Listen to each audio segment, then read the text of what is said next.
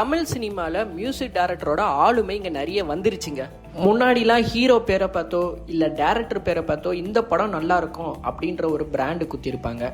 இப்போ music director இவங்க பண்ணா இந்த படம் கண்டிப்பா ஒர்த்து தான், இந்த படத்தை தைரியமா போய் பார்க்கலாம் அப்படின்ற நிலைமை தமிழ் சினிமாவுக்கு வர ஆரம்பிச்சிருச்சு. இளையராஜால ஆரம்பிச்சு இப்போ சாம் சிஎஸ் வரைக்கும் மியூசிக் டைரக்டர்ஸோட அட்டென்ஷன் இங்கே நிறைய பார்க்க ஆரம்பிக்கிறாங்க நம்ம மக்கள். ஷார்ட் ஃபிலிம்ஸ்லாம் பண்ணி டைரக்டர் ஆனவங்க லிஸ்ட் நிறைய இருக்குதுங்க. அதே மாதிரி இண்டிபெண்டன்ட் ஆல்பம் அந்த மாதிரி பண்ணி படத்துக்கு மியூசிக் போட்ட மியூசிக் டைரக்டர்ஸ்லாம் இங்கே இருக்காங்க. ஆனால் இங்கே ஒரு 20 வயசு பையன் இண்டிபெண்டன்ட் ஆல்பம் எல்லாமே பண்ணி இப்போ பெரிய பெரிய ப்ராஜெக்ட் எடுக்கிறாருன்னா நம்புற மாதிரி இருக்கா? மியூசிக் டைரக்டர் சாய் அபியங்கர் கட்சி சேர அப்படின்னு ஒரு ஆல்பம் பண்ணாரு. அதுல இருந்து அப்படியே அடுத்தடுத்த ஆல்பம் பண்ணிக்கிட்டே இருந்தாரு. இவரு அனிருத் கூட புரோகிராமராகவும் இருந்தாரு அப்படின்னு செய்திகளும் வந்திருக்கு. அது அவரே சொல்லியிருக்காரு ஒரு சில இன்டர்வியூஸ்ல. இப்போ இவர் அடுத்தடுத்து என்னென்ன படங்கள் பண்ண போறாரு, என்னென்ன படம் சைன் பண்ணியிருக்காரு அப்படின்றதான் நம்ம லிஸ்டா பார்க்க போறோம். LCU லோகேஷ் சினிமாட்டிக் யூனிவர்ஸ்ல பென்சி அப்படின்னு ஒரு படம் வரப்போகுது. ராகவா லாரன்ஸ் மாஸ்டர் நடிக்கிறாரு. இந்த படத்தை பாக்கியராஜ் கண்ணன் பண்றாரு. இவர் ஆல்ரெடி ரெமோ அப்புறம் சுல்தான்ற படம் பண்ணியிருக்காரு. இப்போ அடுத்ததா நம்ம ராகவா லாரன்ஸை வச்சு பென்சி அப்படின்னு ஒரு படம் பண்றாரு. இதுல நம்ம சாய் அபியங்கர் மியூசிக் டைரக்டரா ஒர்க் பண்ணியிருக்காரு. இந்த படம் ரிலீஸ் ஆக போகுது. ஷூட் ப்ராசஸ் எல்லாமே முடிஞ்சிருச்சு, ஒர்க்லாம் ஸ்டார்டட் அப்படின்னு சொல்லிட்டாங்க. இதுக்கு அடுத்தது நம்ம நடிப்பின் நாயகன் சூர்யா 45, அதாவது RJ பாலாஜி எடுக்கிற படத்தில் இவர் மியூசிக் டைரக்டராக இருக்கிறது. இந்த அனௌன்ஸ்மெண்ட்லாம் முன்னாடியே வந்துருச்சு.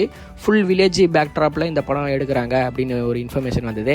அதில் மியூசிக் ஒர்க்கும் ஸ்டார்ட் பண்ணிட்டாப்ல. ஃபஸ்ட்டு இந்த படத்துக்கு A.R. ரஹ்மான் தான் மியூசிக்கு அப்படின்னு அனௌன்ஸ்மெண்ட் பண்ணாங்க. அப்படி பண்ணிவிட்டு இப்போ A.R. ரஹ்மான் இல்லை, சாய் அபியங்கர் தான் இந்த படத்தில் மியூசிக் டைரக்டர் பண்ணுறாரு அப்படின்னு ப்ரொடக்ஷன் சைட்லேருந்து சொன்னாங்க. எப்பா என்னையா A.R. ரஹ்மானே ரீப்ளேஸ் பண்ணுற அளவுக்கு இந்த பையன் வளர்ந்துட்டானா அப்படின்னு நீங்கள் கேட்டிங்கன்னா அடுத்து சொல்ல போகிற அனௌன்ஸ்மெண்ட் தான் வேற லெவல். அதாவது என்னன்னா, மேக்னம் ஆப்பர்ஸ் இப்போ அட்லி அல்லு அர்ஜுன் ப்ராஜெக்ட்னு ஒன்று இருக்குதுல்ல, அந்த ப்ராஜெக்ட்லேயும் சாய் அபியங்கர் தான் மியூசிக் டைரக்டரா.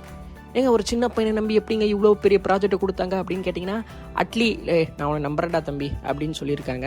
இதை பற்றி தேங்க்ஸ் அட்லி அண்ணா அப்படின்னு அவர் இன்ஸ்டாகிராம் பக்கத்தில் ஸ்டோரியாக போட்டதுக்கு அவங்களும் வந்து ரிப்ளை பண்ணியிருந்தாங்க. இதில் வச்சே ஸோ கன்ஃபார்ம் அல்லு அர்ஜுன் அட்லி ப்ராஜெக்டில் மியூசிக் டைரக்டர் சாய் அபியங்கர். இதுக்கே அமேஸ் ஆக வேணாம், இன்னும் லிஸ்ட் இருக்குது. இந்த லிஸ்ட்டில் பிரதீப் ரங்கநாதனோட 4வது படம் சுதா கங்கரா அசிஸ்டன்ட் எடுக்கிற படத்துக்கும் இவர் தான் மியூசிக் டைரக்டர். இதை தொடர்ந்து பார்க்கிங் டைரக்டர் பண்ற படம் STR 49, அதுலயும் சாய் அபியங்கர் பண்ண போறதா ஒரு டாக் வந்துகிட்டு இருக்கு. இன்னும் அஃபிஷியலா நியூஸ் வரல ப்ரொடக்ஷன் சைட்ல இருந்து. அனிருத்தும் இதே மாதிரி தான் இவ்வளோ சின்ன வயசுலேயே வந்து ஒர்க் பண்ண ஸ்டார்ட் பண்ணிட்டாரு. அதே ட்ராக்ல இப்போ சாய் அபியங்கர் அவரும் பண்ணிக்கிட்டு இருக்காரு. ஸோ இந்த யங் டேலண்ட்டுக்கும் வாழ்த்துக்கள். அடுத்தடுத்து பெரிய பெரிய படங்கள் அவர் பண்ணணும்.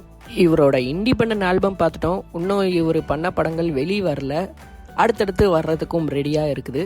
ஸோ இவரோட மியூசிக் எப்படி இருக்க போகுது அப்படின்னு பார்க்குறதுக்கு நாங்களும் வெயிட் பண்ணுறோம். நீங்களும் வெயிட் பண்ணி பாருங்கள். இந்த மாதிரி நிறைய நியூஸ் வேணுமா நம்ம சேனலை லைக், ஷேர், சப்ஸ்கிரைப் எல்லாமே பண்ணி வச்சுருக்கோங்க. மறக்காம அந்த பெல் பட்டன் அமைக்கிருங்கோ.